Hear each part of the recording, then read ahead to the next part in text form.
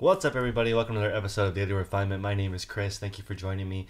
I make a full-time living selling stuff online, and today I want to give you guys 5 strategies that I'm going to use on eBay all year. I'm not going to change any of these 5 strategies. I think it's really important that you guys stay consistent. The one thing that's really true about eBay is that it's consistent. It hasn't changed.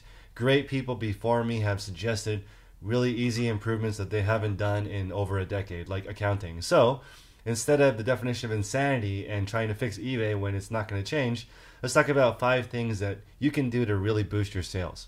Okay, number 1, a higher price and higher promoted listings rate. Now, I hate this tip, but I'm going to use it all year. Okay, eBay is really focused on promoted listings. One change that did happen is now it's added into the flow. It's now really easy to pay extra for fees, and that's part of what I think a short-term money grab for eBay to get more promoted listings. It's bad for the customer because sellers aren't stupid. They are raising their price to compensate for this promoted listings rate. In fact, I have seen very successful sellers use as high as 30%, and one seller does 30% above trending. Okay, and he marks his prices way up, and every single time he annihilates a customer, and they pay way over market for the item, but he just has that traffic going to his item, and he just is cashing in. But he knows it's a short-term strategy because it's bad for customers. If customers buy something for way too much money, they may not return back to eBay. You know, it's no longer democratic where, you know, the best deal and the best price gets the item. So this unfortunately does work. If you haven't tried doing promoted listings like 20%, try it for 2 or 3 days and see just the ridiculous traffic boost that you get. It definitely works. It's extremely expensive. Don't be surprised if your eBay bill triples, but you are going to get that cash flow. It's also a great way to get rid of aged inventory, which I'll get into in my in one of my next tips. Number 2, adjust prices daily. This is something that I do like clockwork now. As I said in one of my previous videos, I'm doing 4% a day. So I'm going back in, I'm adjusting listings, keeping the active store going. And there is one caveat, which is it takes a few hours or sometimes maybe up to a whole day for the items to index. That's why I don't recommend you do your entire store, because that's too dramatic. Maybe your whole store will be offline for 12 hours. Don't do that. You should keep a slow pace of active listings into your active changes happening, so eBay thinks you have a happy, healthy store, but without taking the whole thing off site when you re-index the whole thing. I can definitely see that happening. People are like, I took down my whole store. Why isn't it working when I relisted all of them? Well, it takes a while for it to index, and Cassini has some kind of algorithm that only allows you so much traffic per day. It's definitely regulated. So you can't just do it all at one time. It's not going to work that way. Okay, number 3, run a fake sale. This is illegal if you immediately mark down your prices and you never actually have it at the price that you advertise it for. That hasn't stopped a lot of eBay sellers from doing it. They have a 50% off sale as soon as they launch it. And so they're marking their prices up and lowering it. eBay tried to combat this last year by not allowing you to do it for a certain time period. But again, it was like a game of cat and mouse. People were just gaming the system and waiting for that. So for me, how I'm going to do it is I'm going to raise my prices 20% over what I want for the first 2 weeks and offer best offer. Okay, and then after that, I'm going to lower it to the price that I want to get for the item and remove best offer, and then run that fake sale. So I'm going to do 20% above it because I don't think customers are stupid. Like if you have something that retails for $80, you can't say it retails for $150 and then run a 50% off sale. People are not dumb. But the algorithm rewards discounts. If it didn't, then people wouldn't abuse the system. It wouldn't have caused eBay to try to combat it. So obviously, sales work. You add sales and a markdown plus a promoted listing, and you're going to give yourself the best visibility for your item in Cassini from folklore. Again, this is all just evidence from people who are talking about it in the community. The stores that I see doing the best are just consistent. They don't worry about this stuff. I don't think about this all the time. I really just do it so you guys will watch my YouTube videos, but I don't really change my strategy. It's pretty much the same. The one store I've been working on that most of you already know is the username is 100 New Listings Daily. And that's basically the objective of that store. 100 new listings daily, 365 days a year. That store is on autopilot for the most part. And I really don't make that many changes. I just set changes and then they just happen for the rest of the year. Okay, number 4. List and delist. So now eBay's moved till good till canceled. All of them. There's no more different durations for fixed price listings. So I think you should keep your store fresh. I rarely have sales for items that are over 180 days. So I fix that by not having any listings that are older than 180 days. I use a tool called Data Mine. Brooks is in my group. And I do have an affiliate link below if you guys want to check out that software. You can try it for free. Basically, it can do up to 25 listings delisted and relisted a day, and it drips that into your active listings without you doing anything. It automates it so that you don't have to worry about it. Because I always get the question, which 25 listings or which 4% should I use? And the answer is the oldest 4% if you're a one-off store. If you are a replenishable store, it doesn't make sense to delist and relist because you will lose your active watchers. So if you're running a store where it's all the same item and you're just repeating selling them, you actually want to continue to optimize your listings, but you don't want to end them and relist them. Again, if you guys want to try that software for free, you can check it out. I use DataMine. It's awesome. It also tells me my sell-through rate. So a lot of people are asking, what is my sell-through rate? And you don't really know. Basically, it is the number of listings you have at the beginning of the month. You use that metric and then you divide into it how many sales. So if you have 100 listings and you sell 25 that month, it's 25% sell-through. Although it is a little bit complicated because people add listings into that total. But again, if you're just looking for the basic definition, that software will just tell you what your sell-through is so that you don't have to do any complicated math. Okay. The next thing is I want you guys, step number 5 is once you have the store that you want in the one-off size, you should focus on replenishables. Replenishables are the key to having a scalable business and actually being able to sell this thing one day or actually reducing your workload. When I first started eBay, I met eBayers who've been doing the same thing for 30 years. And in my opinion, that's not 30 years experience. That's 1 year of experience 30 times in a row. They're not improving and they're watching their sales go down. And I believe people are mirrors. And right now, it's really, really noisy online because people are not doing well. So when people aren't doing well, they're going to start complaining. And that's why we have this weird social media, these crises happening online because people are not doing well. It's the opposite. When people are doing really well, they're not really complaining online at all. There's nothing to complain about. There's no ailment. There's no emotion. It's just gravy. And obviously you're going to remember the negativity way more than positive stuff. So my main tip for number 5 is to, whatever your replenishable goal is, for me it is to maintain a store of 8,000 items with a 25% sell-through rate. Okay, so it took me a long time to get to that number, but that's the maximum space maximum store I can have with just 3 full-time people. And I don't want more than 3 full-time people because it starts to get really complicated. And I just prefer an 8,000 item store with 3 full-time people and call it a day. Now I'm working on replenishables. And I really go by the 10 by 10 by 10 rule. I don't know who came up with it. It might be Scott Volker. It might be these Amazon people who talk about private label.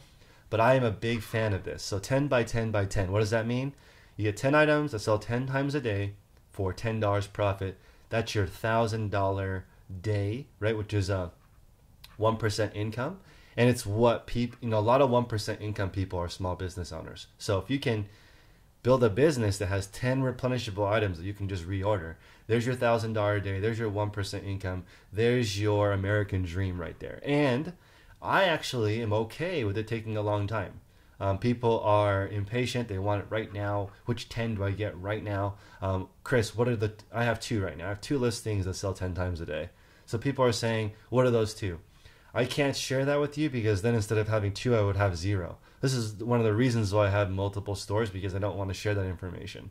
Also, once you get it going on one platform, you can take that same item and list it on Amazon, on Mercari, on Etsy, on Jet, on Walmart, on Sears. You can just start selling that item that you figured out. You put the hard work into it to figure out what's selling, what's popular. And now you're capitalizing. You get to have all those platforms sell your item. They love it. eBay is built for replenishable items, guys. I do want to make a couple of great points that people put in the comments section below. And if you guys have a tip or strategy that's really working for you, please put it in the description below so other people can find it. And if you're enjoying this content, please smash that like button.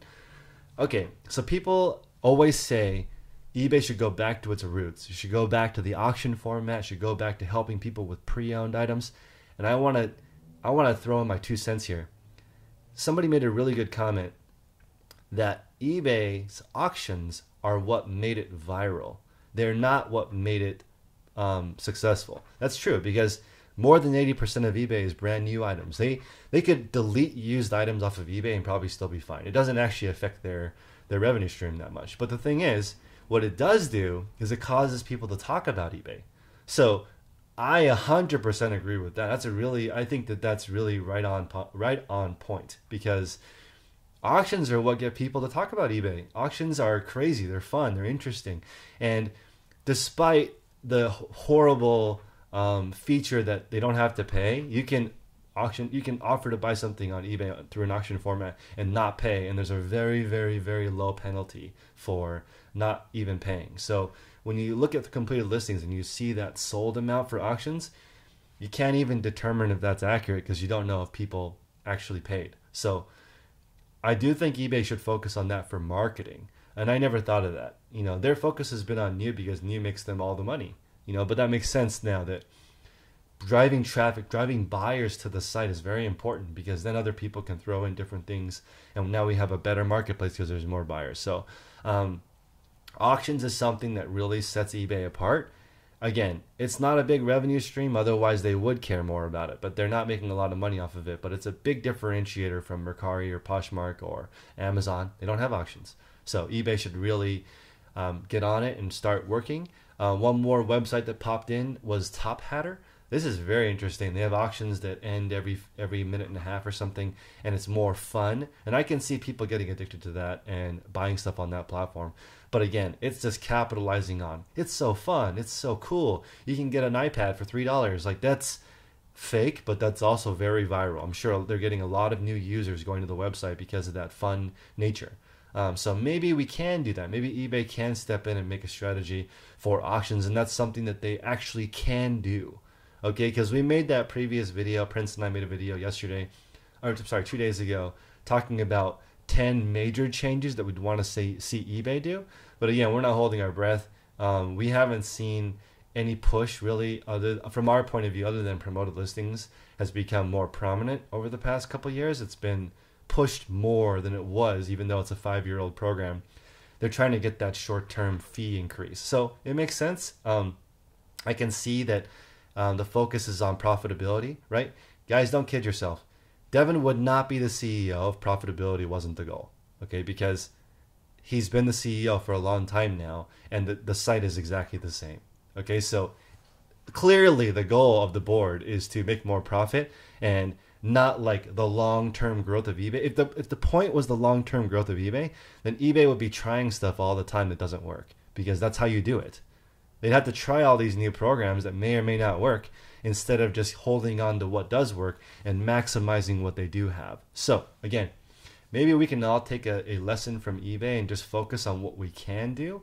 I'm going to review these 5 steps again, and then hopefully you guys have a great day. So first one, raise your prices a little bit and increase your promoted listings rate. I mean, I have seen literally 30% above trending before, which is insane to me. We're talking about a 50% final value fee. So I mean, that is insane. But again, I want you to try it, not that extreme, but try a little bit of a higher rate and higher promoted listings rate. If eBay wants to play this game, unfortunately we're going to have to gouge the customer, but that's what eBay wants. So let's play eBay's game. Next, adjust prices daily, not your whole inventory. Just do a few. I recommend 4% per day. Third, run a fake sale. Don't be illegal about it. Run your regular rate for a little while before you run the fake sale. But again, that higher amount, I'm of the opinion of market prices up with best offer and auto decline, or market right where you want it with free shipping and no best offers in a competitive category, And if you're not in a competitive category, then charge for shipping so that in case they return it, you don't get hit with 2 fees. Again, but if you're in a competitive category and you're selling iWatches, you better offer every single competitive advantage or people will not buy from you. Okay, 4, list and delist. I do 25 listings per day because that's the limit that Datamine recommends. There is a link below. It is an affiliate link, and you can just try it for free. Try delisting and relisting your old stuff. You can basically drag all the old listings into the queue and it will just pump them out slowly and automate that process. The more you automate, the more time you have to work on important stuff. And number 5, figure out what your replenishable goal is. Okay, if you don't know what your replenishable goal is, then send me an email, chris@dailyrefinement.com, and I can help you guys do that. I'm actually coming out with a tool in a couple of days that will help you determine what this means. And what that means is you take your income goal and you divide it by your sell-through, and it tells you how big your store needs to be for you to get the income that you want. Most people have no idea. They're just growing their store. They have no idea where the finish line is. So that's one of those reasons why you meet people who've been doing eBay for 30 years and their store is smaller than when they started. Like, don't be that person, because you're going to be really upset. Because who wouldn't be upset doing eBay for 3 decades and having the worst results than when you started? That sounds like a miserable life. So don't be one of those people. Be a continuous improvement person. Be a daily refiner. And once you have your replenishable store in place to get that side income going, one last thought on that is maybe you go to garage sales every Saturday and you use that stuff and flip for 10,000% profit. Great. Keep that going. In the meantime, when you have a spare time, when your family has gone to sleep, start researching what's selling really, really well, and then start building a replenishable for the future that's in that category. Build it up to 10 sales a day at $10 profit. Do that 10 times, and then give yourself a break. Give yourself your career to build up those 10 items. Okay, people spend way longer than 10 years going to school for careers that pay that kind of money. So please be patient. It takes a long time. You have to find something that other people can't do. Okay, it's really hard. And final thought, that is why Amazon is ahead of eBay. Okay, I feel like the main reason is that they take risks. Okay, they go out there and they try things that don't work, like the Amazon Fire Phone. That was horrible. They lost a ridiculous amount of money releasing a cell phone. But all that technology gets used into something else. Amazon Prime probably was really hard to put together. And I really want this to inspire eBay to take more bold risks, because I like eBay better. eBay is not going to compete with me in the future, and I really want them to start taking some risks.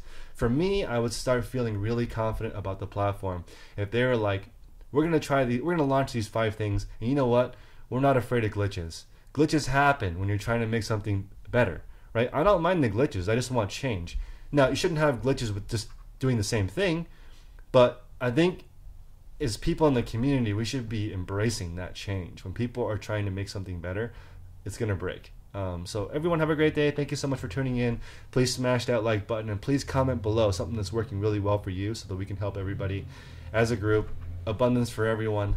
Peace out, guys.